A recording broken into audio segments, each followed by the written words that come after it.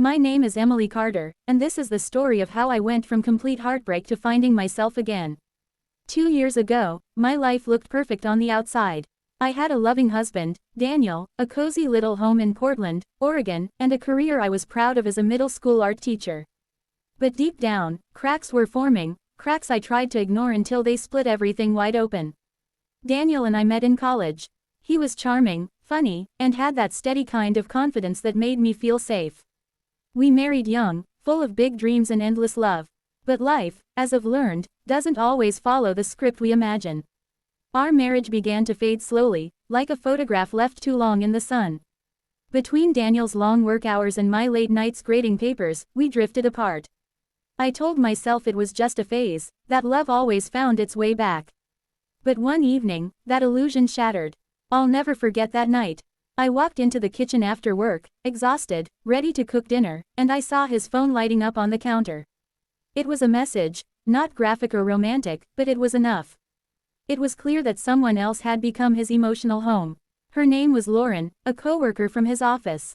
I didn't scream. I didn't cry right away. I just stood there, staring at that glowing screen, feeling the world tilt beneath me. When Daniel walked in, our eyes met, and he knew.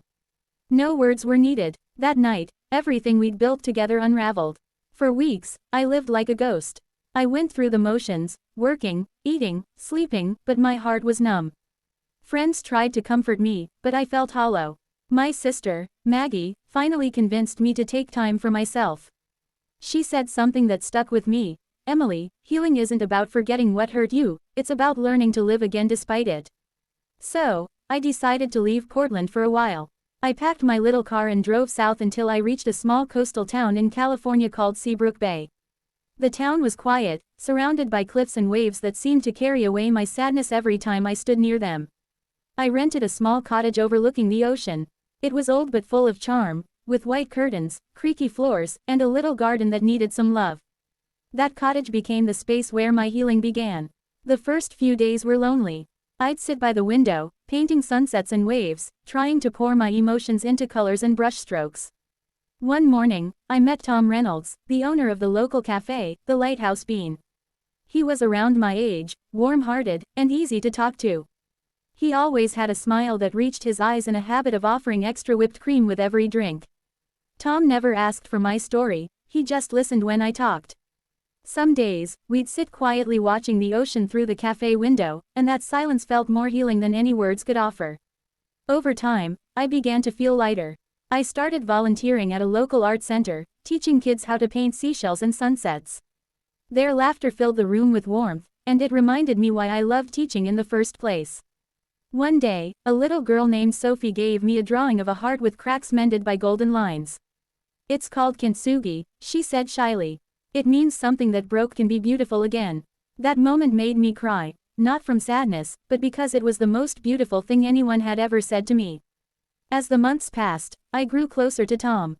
He'd stop by my cottage sometimes, bringing coffee or fresh muffins. We'd walk along the beach, talking about life, music, and the dreams we once had.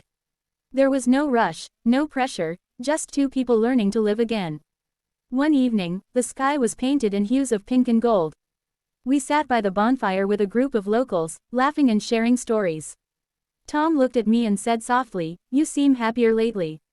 Like you found your peace." I smiled, realizing that for the first time in a long while, I truly had. That night, when I looked out at the ocean from my porch, I whispered, "Thank you," to the waves.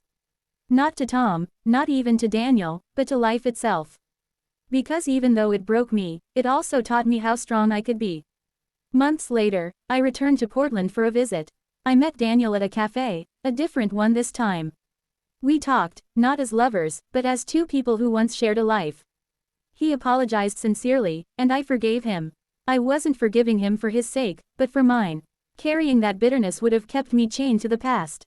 When I returned to Seabrook Bay, I knew I had found my new beginning. Tom and I continued to grow closer, but this time, I wasn't looking for someone to complete me, I was whole on my own. Healing, I realized, doesn't happen all at once. It's a quiet process of letting go, rediscovering joy, and allowing your heart to open again. I wasn't the same Emily who left Portland. I was stronger, wiser, and ready to embrace whatever life had next. So here I am, living in a seaside cottage, painting, teaching, laughing, and waking up each morning grateful for a second chance. Because sometimes, the end of one story is just the beginning of another. And this is mine.